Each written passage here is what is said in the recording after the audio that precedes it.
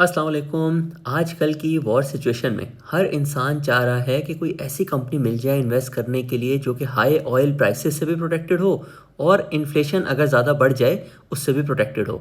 ऐसी एक कंपनी के बारे में मैं आपको आज बताने जा रहा हूँ। पाकिस्तान में 22 करोड़ से ज़्यादा लोग हैं जिन्हें रोज़ कुछ मिले ना मिले 2 वक्त की रोटी चाहिए। और फूड सिक्योरिटी तभी अचीव होती है जब मुल्क के खेतों में फसल हो, और फसल की अच्छी प्रोडक्शन के लिए ज़रूरी हैं फर्टिलाइज़र्स, क्योंकि जब तक ज़मीन को सही ग़िज़ा नहीं मिलेगी फसल कैसे अच्छी होगी। यूरिया, कैन, एनपी ये सिर्फ केमिकल नेम्स नहीं, ये हमारी फूड सिक्योरिटी की बैकबोन है। पाकिस्तान दुनिया के उन चंद मुल्कों में है जहां एग्रीकल्चर जीडीपी का 20% से ज़्यादा कंट्रीब्यूट करता है। ऑलमोस्ट 45% लेबर फोर्स की इनकम इस सेक्टर से मुंसलिक है। एग्रीकल्चर उन सेक्टर्स में से है जहां डिमांड पॉपुलेशन से लिंक्ड होती है, जीडीपी से नहीं। पाकिस्तान की पॉपुलेशन हर साल बढ़ रही है। ज़्यादा लोग मतलब ज़्यादा फूड डिमांड और ज़्यादा fertilizer demand. Wheat, rice, sugar cane, corn ये सिर्फ क्रॉप्स नहीं, ये फूड सिक्योरिटी हैं। और फूड सिक्योरिटी की बैकबोन है फर्टिलाइज़र इंडस्ट्री। और इसी फर्टिलाइज़र डिमांड को मीट करने के लिए हमारे पास 3 बड़ी फर्टिलाइज़र कंपनीज मौजूद हैं, जिसमें से हम आज फातिमा फर्टिलाइज़र के बारे में डिटेल में बात करेंगे। बाकी दोनों कंपनीज यूरिया पर ज़्यादा डिपेंडेंट हैं, लेकिन फातिमा फर्टिलाइज़र यूरिया के साथ साथ एनपी और कैन भी प्रोड्यूस करती है, और इन दोनों फर्टिलाइज़र्स में मार्केट लीडर भी है। अब 1 मिनट के लिए रुक कर एक सिंपल सवाल के बारे में सोचें। पाकिस्तान जैसे मुल्क में जहां एग्रीकल्चर इकोनॉमी की बैकबोन है, जहां फूड सिक्योरिटी पॉलिटिकल स्टेबिलिटी से डायरेक्टली लिंक्ड होती है, वहां fertiliser demand long term basis पे कब डिक्लाइन कर सकती है? शायद कभी भी नहीं। और शायद इसी वजह से इस सेक्टर ने हिस्टोरिकली पाकिस्तान स्टॉक एक्सचेंज में रिटेल इन्वेस्टर्स की काफ़ी अटेंशन अट्रैक्ट की हुई है, अपनी ग्रोथ की वजह से और इसके साथ साथ अच्छे डिविडेंड्स की वजह से। पाकिस्तान में फर्टिलाइज़र बिजनेस 3 चीज़ों के इर्द गिर्द घूमता है: gas supply, imported raw material price और प्राइसिंग पावर। और आज हम फातिमा फर्टिलाइज़र के लेंस से ये तीनों फैक्टर्स को समझेंगे। फातिमा फर्टिलाइज़र और फर्टिलाइज़र सेक्टर के बिजनेस और आउटलुक को डिटेल में समझने के लिए इस वीडियो को मैंने 3 हिस्सों में डिवाइड किया है। सबसे पहले हम फातिमा फर्टिलाइज़र के कोर बिजनेस को समझेंगे, इसके प्रोडक्ट्स क्या हैं, उनके मेन रॉ मटेरियल्स क्या हैं और इनकी प्राइसिंग पावर कैसी है। सेकेंड सेक्शन में हम कंपनी के मैन्युफैक्चरिंग प्लांट्स, उनकी एनुअल कैपेसिटी और हर प्लांट को किस रेट पे गैस मिलती है इस बारे में बात करेंगे। फिर हम कंपनी की 2026 की आउटलुक और इंट्रिंसिक वैल्यू का अंदाज़ा भी लगाएंगे। और फाइनली हम फातिमा फर्टिलाइज़र में होने वाली लेटेस्ट डेवलपमेंट्स की बात करेंगे, जैसे इनकी investments in PIA, real estate projects और माइनिंग प्रोजेक्ट्स। पेन और पेपर साथ रख लें और वीडियो को आखिर तक देखना है, क्योंकि आज फुल वैल्यू मिलने वाली है। आइए स्टार्ट करते हैं।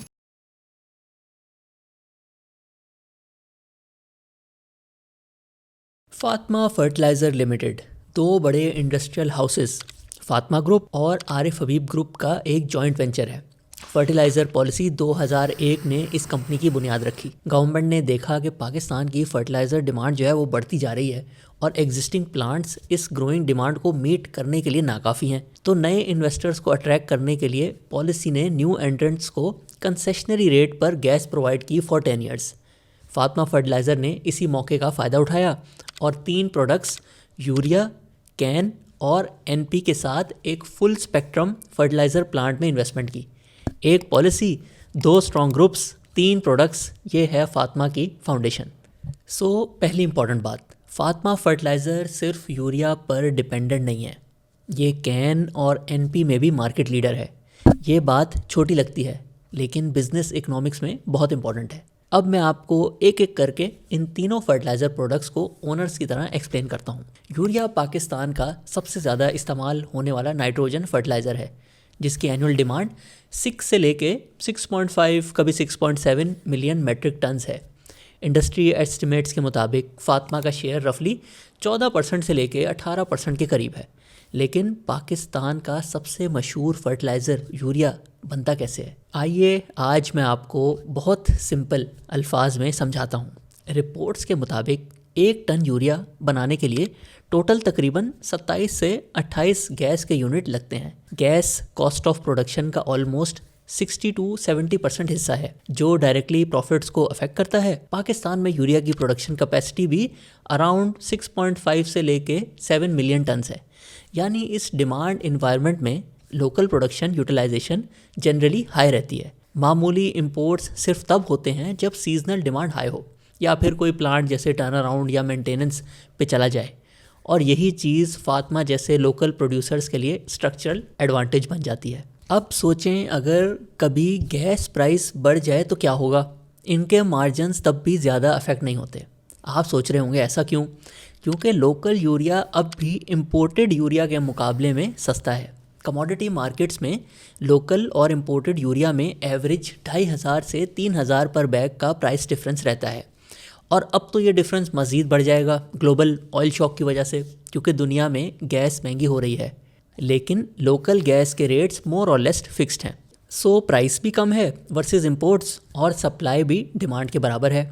इसलिए अगर कभी गैस प्राइस लेट से बढ़ जाती है तो इंडस्ट्री स्ट्रक्चर की वजह से इस इंक्रीज्ड कॉस्ट को प्रोडक्ट प्राइसिंग में पास ऑन कर दिया जाता है। ये एक नेचुरल प्राइसिंग शील्ड है जो सिर्फ लोकल प्रोड्यूसर्स को मिलती है। इसी वजह से जब पाकिस्तान में डीवैल्यूएशन क्राइसिस भी आए तब भी प्रॉफिट्स और डिविडेंड्स फर्टिलाइज़र सेक्टर के नेगेटिवली अफेक्ट नहीं होते। अब बात करते हैं दूसरे प्रोडक्ट कैल्शियम अमोनियम नाइट्रेट की। ये एक बैलेंस्ड और यूरिया से कम नाइट्रोजन कंटेंट वाला फर्टिलाइज़र है। इसको बनाने का प्रोसेस और इसकी प्रोडक्शन कॉस्ट भी यूरिया से सिमिलर है, क्योंकि इसका भी main raw material natural gas ही है। पर टन कैन बनाने के लिए तकरीबन 15 गैस यूनिट्स लगते हैं अलॉन्ग विद कैल्शियम। पाकिस्तान में सिर्फ फातिमा ही कैन बनाता है, जिसकी वजह से इन्हें कोई डायरेक्ट लोकल कंपटीशन फेस नहीं करना पड़ता। फार्मर्स इस प्रोडक्ट को यूरिया से एक डिस्काउंट पे ख़रीदते हैं क्योंकि इसमें कम नाइट्रोजन कंटेंट है। सो रॉ मटेरियल्स भी लोकल और प्राइसिंग भी लोकल यूरिया से लिंक्ड है। इस स्ट्रक्चर की वजह से इस प्रोडक्ट के मार्जिन्स भी रिलेटिवली स्टेबल रहते हैं। अब बात करते हैं फातिमा के premium product NP nitrogen phosphate की, जो कि DAP यानी कि डाई अमोनियम फॉस्फेट की प्राइसेस से लिंक्ड है। इसका main raw material natural gas और फॉस्फेट रॉक है। पर टन NP बनाने के लिए तकरीबन 12 यूनिट्स ऑफ गैस और 0.7 टन्स ऑफ फॉस्फेट रॉक लगता है। फॉस्फेट रॉक इंपोर्ट होता है, सो अगर इंपोर्टेड फॉस्फेट की प्राइसेस बढ़ जाएं तो NP की प्रोडक्शन कॉस्ट भी बढ़ जाएगी। लेकिन साथ ही DAP भी ग्लोबल मार्केट में महंगा हो जाता है, और NP पाकिस्तान में DAP की प्राइसेस से डिस्काउंट पर चलता है क्योंकि ये दोनों फॉस्फोरस फर्टिलाइज़र्स हैं। DAP की प्राइसिंग इंटरनेशनल मार्केट से सेट होती है पाकिस्तान में, क्योंकि आज भी DAP इंपोर्ट होता है, और NP क्योंकि इससे लिंक्ड है ग्लोबली ऑयल शॉक की वजह से अगर NP महंगा हो तो फातिमा फर्टिलाइज़र के मार्जिन्स पर पॉजिटिव इम्पैक्ट होने के चांसेस होते हैं, जैसे कि 2021 और 2022 में हुए during the commodity super cycle. अब आपको फर्टिलाइज़र सेक्टर और फातिमा फर्टिलाइज़र के बिज़नेस की रियल फैक्टर्स डिटेल में समझ आ गए हैं। अब सवाल ये है कि हम सिर्फ एसेंशियल फूड आइटम्स के कंज्यूमर्स रहेंगे या फिर फूड सप्लाई चेन की एक इम्पॉर्टेंट इंडस्ट्री में उनके पार्टनर्स भी बनेंगे। इसलिए इंडस्ट्री को इन्वेस्टर पर्सपेक्टिव से समझना भी बहुत ज़रूरी है, क्योंकि फाइनेंशियल लिटरेसी का असूल है।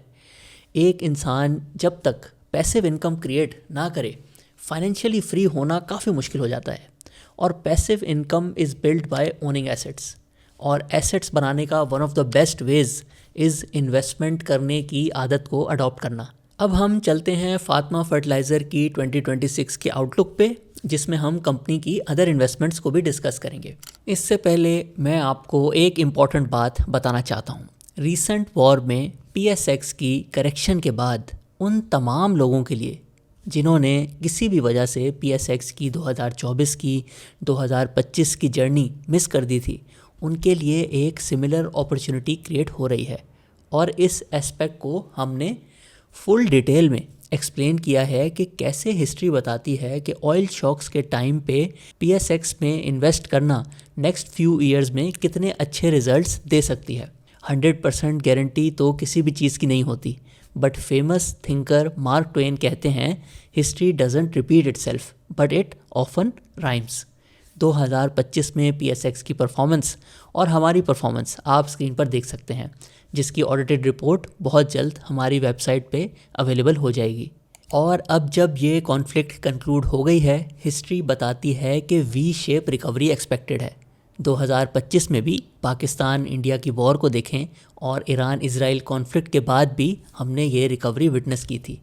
अगर आप इस अपॉर्चुनिटी को समझना चाहते हैं और मज़ीद डिटेल में अंडरस्टैंड करना चाहते हैं तो वीडियो के डिस्क्रिप्शन में पहले लिंक पर जाकर हमारी एजुकेशनल रिसोर्सेज और SECP रजिस्टर्ड सर्विसेज एक्सप्लोर कर सकते हैं। फातिमा फर्टिलाइज़र की इंट्रिंसिक वैल्यू समझने के लिए इसके मैन्युफैक्चरिंग प्लांट्स की डिटेल को समझना बहुत ज़रूरी है। फातिमा फर्टिलाइज़र के 3 मैन्युफैक्चरिंग प्लांट्स हैं। मेन प्लांट सादकाबाद रहीम यार ख़ान में है। ये यूरिया, कैन और NP तीनों बनाता है। इस प्लांट की capacity 5 lakh ton urea, 4,70,000 ton CAN और 3,60,000 मेट्रिक टन NP है एनुअली। इस प्लांट को 110 MMCFD dedicated gas Mari gas field से लो रेट पर मिलती है, जबकि फरवरी 2024 में रिपोर्टेड पॉलिसी रिविजन्स के बाद कई फर्टिलाइज़र कंपनीज़ के लिए गैस का रेट 580 रुपये से बढ़कर ऑलमोस्ट 1600 रुपये पर MMBTU हो गया था। लेकिन तब भी FFC और फातिमा का जो ये वाला प्लांट है, इसके लिए गैस का रेट 580 पर MMBTU ही रहा, क्योंकि इनके कॉन्ट्रैक्ट्स डायरेक्ट मारी एनर्जी से हैं, SNGPL या SSGC से नहीं। ये एक बड़ा इंपॉर्टेंट पॉइंट है। दूसरा प्लांट फातिमा फर्टिलाइज़र का जो कि मुल्तान पंजाब में है, ये भी 3 प्रोडक्ट्स यूरिया, कैन और NP बनाता है। Annual capacity 92,000 metric ton urea, 4,50,000 metric ton CAN और तकरीबन 3 लाख मेट्रिक टन NP है। ये प्लांट भी मारी गैस नेटवर्क से कनेक्टेड है, लेकिन इसे गैस SNGPL की पाइपलाइन के ज़रिए PP12 पेट्रोलियम पॉलिसी के मुताबिक मिलती है, जिसका रेट अभी तकरीबन $5.6 है, जिसको रुपीज़ में कन्वर्ट करें तो ये वही तकरीबन 1600 रुपये पर MMBTU बन जाता है। थर्ड और लास्ट प्लांट चिचोक की मालिया शेखुपुरा में है। यहाँ सिर्फ यूरिया बनता है, जिसकी annual capacity almost 4.5 lakh metric ton है। ये प्लांट SNGPL नेटवर्क पर है और इम्पोर्टेड RLNG पर चलता है। गैस प्राइस और सप्लाई इशू की वजह से ये प्लांट कभी कभार बंद भी हो जाता है, लेकिन ये मसला अब फ्यूचर के लिए हल हो चुका है मारी से न्यू गैस एलोकेशन अप्रूवल के बाद, जिसकी हम आगे डिटेल में बात भी करेंगे। 2026 की फ्यूचर आउटलुक की बात करें, यूरिया सेल्स 1 से 1.1 मिलियन टन्स, कैन कोई 0.8 से 0.9 मिलियन टन्स और NP भी तकरीबन 0.9 मिलियन टन्स की सेल अज्यूम की जाएं तो इन वॉल्यूम्स पर इलस्ट्रेटिव एनालिटिकल सिनेरियो के मुताबिक रेवेन्यू रफली 300 बिलियन रुपए की रेंज के करीब हो सकता है। हिस्टोरिकल ट्रेंड्स को देखते हुए कंपनी के ग्रॉस प्रॉफिट मार्जिन 34 से 38% रहने की एक्सपेक्टेशंस हैं और ऑपरेटिंग प्रॉफिट्स एनालिटिकल एस्टिमेट्स के मुताबिक तकरीबन 67 से 70 बिलियन रुपीस एक्सपेक्ट किए जा सकते हैं। फाइनेंशियल रिपोर्ट्स के मुताबिक कंपनी को 15 to 16 बिलियन रुपीस की अदर इनकम भी रिसीव होती है, जो लॉन्ग टर्म इन्वेस्टमेंट्स जैसे म्यूचुअल फंड्स और सुकूक से जनरेट होती है। इस मॉडल में फाइनेंस कॉस्ट, अदर एक्सपेंसेस और टैक्सेस को एडजस्ट करने के बाद फातिमा फर्टिलाइज़र का नेट प्रॉफिट 2026 के लिए 46 से 50 बिलियन रुपीस एस्टिमेट किया जा सकता है, यानी रफली 20 से 23 रुपये पर शेयर। ये तमाम numbers assumption based analytical scenarios हैं और actual results market demand, pricing और पॉलिसी डेवलपमेंट्स पर मटीरियली डिफरेंट हो सकते हैं। अब हम बात करते हैं फातिमा फर्टिलाइज़र की इन्वेस्टमेंट्स की। तो कंपनी आज सिर्फ एक फर्टिलाइज़र मैन्युफैक्चरर नहीं है। पिछले कुछ सालों में मैनेजमेंट ने अपने कैपिटल को डाइवर्सिफाई करना शुरू कर दिया था, जिसका असर कंपनी की अदर इनकम में भी नज़र आता है। 23 दिसंबर 2025 पाकिस्तान की इकॉनमी के लिए एक हिस्टोरिक दिन था और तकरीबन 20 सालों में होने वाली पाकिस्तान की सबसे बड़ी प्राइवेटाइजेशन डील हुई, जिसमें फातिमा फर्टिलाइज़र भी शामिल थी। आरिफ हबीब कॉरपोरेशन की लीड में बनने वाले इस कंसोर्टियम ने तकरीबन 135 बिलियन रुपीस में PIA का 51% स्टेक अक्वायर किया, जिसमें फातिमा फर्टिलाइज़र का एग्जैक्ट हिस्सा 34.1% है। और ये इन्वेस्टमेंट कंपनी को एविएशन सेक्टर के पोटेंशियल टर्न अराउंड का इनडायरेक्ट एक्सपोजर भी देती है। रिपोर्ट्स के मुताबिक PIA के पास 18 प्लेन्स हैं और फ्लीट को अगले 4 सालों में 38 से 40 एयरक्राफ्ट तक एक्सपेंड करने का प्लान डिस्कस किया जा रहा है और पैसेंजर्स की तादाद भी 4 मिलियन से बढ़कर रफली 7 मिलियन तक एस्टिमेट की जा रही है। रिसेंट ये जो ग्लोबल ऑयल शॉक आई है और जेट फ्यूल काफ़ी ज़्यादा महंगा हो गया है, तो ये प्लान्स डिले भी हो सकते हैं। अब अगर माइनिंग सेक्टर की तरफ आएँ तो फातिमा फर्टिलाइज़र का 33.3% स्टेक नेशनल रिसोर्सेज लिमिटेड में भी है। ये कंपनी मिनरल एक्सप्लोरेशन पर काम कर रही है और इन्होंने 500 स्क्वायर किलोमीटर के एरिया में 16 मिनरल रिच लोकेशंस आइडेंटिफाई की हैं। इसके साथ साथ टंगकोर और चागी में ड्रिलिंग ने सिग्निफिकेंट पोटेंशियल ऑफ डिपॉजिट्स भी इंडिकेट किया है और जैसे आपको पता होगा ये लोकेशन रेकोडिक एरिया से काफ़ी करीब है। रियल एस्टेट की तरफ देखें तो फातिमा का एक्सपोजर ज़्यादातर आरिफ हबीब ग्रुप के थ्रू इनडायरेक्ट है। आरिफ हबीब ग्रुप की associated company Javedan corporation limited Karachi में नया नाज़माबाद जैसा large scale real estate development project चला रही है, जिसकी वजह से फातिमा फर्टिलाइज़र को रियल एस्टेट का भी इनडायरेक्ट एक्सपोजर मिलता है। इसके अलावा डायरेक्ट इन्वेस्टमेंट के तौर पर फातिमा फर्टिलाइज़र के शेयर होल्डर्स ने 22 सितंबर 2023 की एजीएम में रुपीज़ 7.66 बिलियन की रीट इन्वेस्टमेंट्स को अप्रूव किया, जिससे Arif Habib Dolmen REIT management investments manage कर रही है। इसमें rupees 600 million Silk Islamic Development REIT, rupees 858 million Pakistan Corporate CBD REIT जो कि लाहौर में है और rupees 880 million Sapphire Bay Islamic Development REIT में रेटिफाई किया गया, जबकि रुपीज़ 4.1 बिलियन की new investment specifically Sapphire Bay Islamic REIT में अप्रूव की गई। इन तमाम इन्वेस्टमेंट्स को अगर एक साथ देखा जाए तो ये क्लियर होता है कि फातिमा फर्टिलाइज़र आहिस्ता आहिस्ता अपनी आइडेंटिटी सिर्फ फर्टिलाइज़र प्रोड्यूसर तक लिमिटेड नहीं रख रही। कंपनी अपने स्ट्रेटेजिक पार्टनर्स के साथ मिलकर एविएशन, माइनिंग और रियल एस्टेट जैसे सेक्टर्स में भी एक्सपोजर बिल्ड कर रही है। ये डाइवर्सिफिकेशन एक तरफ कंपनी की अदर इनकम स्ट्रीम को सपोर्ट करता है और दूसरी तरफ लॉन्ग टर्म में फातिमा को एक ब्रॉडर कॉन्ग्लोमरेट की तरफ मूव करता हुआ भी दिखाई देता है। This is not financial advice, please consult your financial advisor before making any investment decisions. और मैं तो हमेशा कहता हूँ कि इन्वेस्टमेंट उस बिज़नेस में करें जिसको आप उसके ओनर की तरह अंडरस्टैंड करते हैं। इस अंडरस्टैंडिंग के सफ़र में अगर आप हमारे साथ जुड़ना चाहते हैं, हमारी सर्विसेज को एक्सप्लोर करना चाहते हैं, तो लिंक डिस्क्रिप्शन में मौजूद है। पिछले काफ़ी सालों से शेखुपुरा प्लांट फातिमा का सबसे प्रॉब्लमेटिक चाइल्ड रहा है।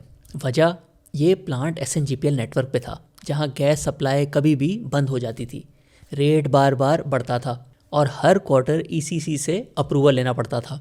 बेसिकली जब यूरिया डिमांड कम थी और गवर्नमेंट इनको तभी ऑपरेट करती थी जब ज़रूरत होती थी। अब पिक्चर बदल रही है। यूरिया की डिमांड 3-4 साल से 6.5 मिलियन तक आ रही है और इसी को देखते हुए गवर्नमेंट ऑफ पाकिस्तान ने मारी फील्ड के गाजिज और शवल गैस डिस्कवरी से सीधा फातिमा फर्ट लिमिटेड के शेखुपुरा प्लांट को डेडिकेटेड गैस एलोकेशन दे दी है, जिससे 52 MMSCFD प्रोसेस गैस डायरेक्ट मिलेगी, मतलब स्टेबल सप्लाई, वो भी ओगरा रेगुलेटेड रेट पर। एक्सपर्ट पर्सपेक्टिव से ये डेवलपमेंट शेखुपुरा प्लांट के लिए एक इम्पॉर्टेंट स्ट्रक्चरल चेंज के तौर पर देखी जा रही है और ये स्ट्रक्चरल शिफ्ट शेखुपुरा प्लांट की लॉन्ग टर्म वायबिलिटी को सिग्निफिकेंटली इम्प्रूव करने का पोटेंशियल रखती है। इस गैस सप्लाई का इंफ्रास्ट्रक्चर जैसे कि पाइपलाइंस इंस्टॉल करने में तकरीबन 1.5 से 2 साल लगेंगे। इसके साथ एक और इम्पॉर्टेंट डेवलपमेंट फातिमा की कॉरपोरेट रिस्ट्रक्चरिंग की है। पहले फातिमा के तीनों प्लांट्स एक ही कंपनी के अंडर ऑपरेट कर रहे थे, लेकिन अब इस स्ट्रक्चर को सेपरेट कर दिया गया है। जुलाई 2024 में शेखुपुरा प्लांट को अलग करके फातिमा फर्ट लिमिटेड बना दिया गया, जो फातिमा फर्टिलाइज़र की होल्ली ओन्ड सब्सिडरी है। और फिर जनवरी 2025 में मुल्तान प्लांट का डीमर्जर इनिशिएट हुआ, जिसे नवंबर 2025 में लाहौर हाई कोर्ट ने अप्रूव कर दिया। इस अप्रूवल के बाद मुल्तान प्लांट को पाक अरब फर्टिलाइज़र्स लिमिटेड में ट्रांसफ़र किया जा सकता है। इस रीस्ट्रक्चरिंग से इन्वेस्टर्स को ज़्यादा ट्रांसपेरेंसी मिलेगी और हर सब्सिडरी की परफॉर्मेंस को इंडिपेंडेंटली इवेल्युएट किया जा सकेगा और शायद फ्यूचर में पोटेंशियल स्ट्रेटेजिक ऑप्शंस जैसे आईपीओ भी कंसिडर किया जा सकता है डिफरेंट कंपनीज़ के लिए, क्योंकि आरिफ हबीब ग्रुप का स्टॉक मार्केट से काफ़ी गहरा ताल्लुक है। इन दोनों डेवलपमेंट्स, न्यू गैस एलोकेशन और कॉरपोरेट रीस्ट्रक्चरिंग को अगर साथ देखा जाए तो फातिमा एक लीनर, मोर एफिशिएंट और स्ट्रक्चरली स्ट्रॉन्गर कंपनी बनकर सामने आ रहा है। स्टेबल और रिलेटिवली सस्ती गैस सप्लाई से प्रोडक्शन कॉस्ट कम हो सकती हैं, मार्जिन्स इंप्रूव हो सकते हैं और प्लांट्स अपनी फुल कैपेसिटी पर ऑपरेट कर सकते हैं। सो आज हमने डिटेल में फातिमा फर्टिलाइज़र को डिस्कस किया, इसका बिजनेस मॉडल, इसके प्रोडक्ट्स का प्राइस मैकेनिज़्म, कॉस्ट्स और साथ ही अदर इन्वेस्टमेंट्स को भी समझा। इसके साथ साथ 2026 फातिमा फर्टिलाइज़र के लिए कैसा लग रहा है एस्टिमेट्स के हिसाब से ये भी डिस्कस किया। अगर आप भी चाहते हैं कि ऐसे ही बिजनेस साइकिल्स और पाकिस्तान के टॉप सेक्टर्स एक ओनर के नज़रिए से समझ लें तो join us on this mission, explore our services and educational material in investing master class 5.0, जहां मैं आपको रियल वर्ल्ड के स्टडीज़ के ज़रिए ये सिखाऊंगा कि कैसे हम टॉप परफॉर्मिंग स्टॉक्स आइडेंटिफाई करते हैं और हर साइकिल के अंदर नेक्स्ट बेस्ट अपॉर्चुनिटी कैसे ढूंढते हैं।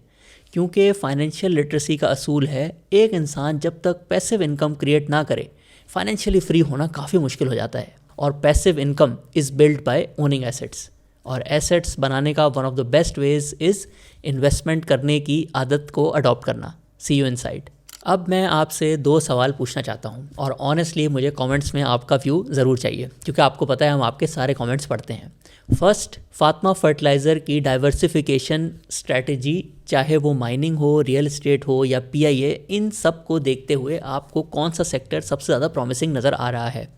और सेकंड, पाकिस्तान में गैस सप्लाई इश्यूज़ और फीड स्टॉक कॉस्ट्स को देखते हुए क्या आपको लगता है फातिमा फर्टिलाइज़र का बिज़नेस मॉडल अगले 2 से 3 सालों में सस्टेनेबल रहेगा? ये दोनों चीज़ें आपने मुझे डिटेल में कमेंट्स में बतानी है। अपना बहुत ख्याल रखिए। रिच वर्सेस पुअर माइंडसेट की टीचिंग्स अपने सर्कल में सबको बताते रहिए, और ये वीडियो आपने एक दोस्त से ज़रूर शेयर करनी है, because one video can help someone change their life perspective. और अब आप फर्टिलाइज़र सेक्टर में एक और डिविडेंड पेइंग कंपनी के बारे में ये वीडियो देखें। मैं हूं आपका इन्वेस्टिंग फ्रेंड और कंपेनियन अब्दुल रहमान नजम, और इंशाल्लाह नेक्स्ट वीडियो मुलाकात होगी एक नए सेक्टर के साथ, एक नए पर्सपेक्टिव के साथ।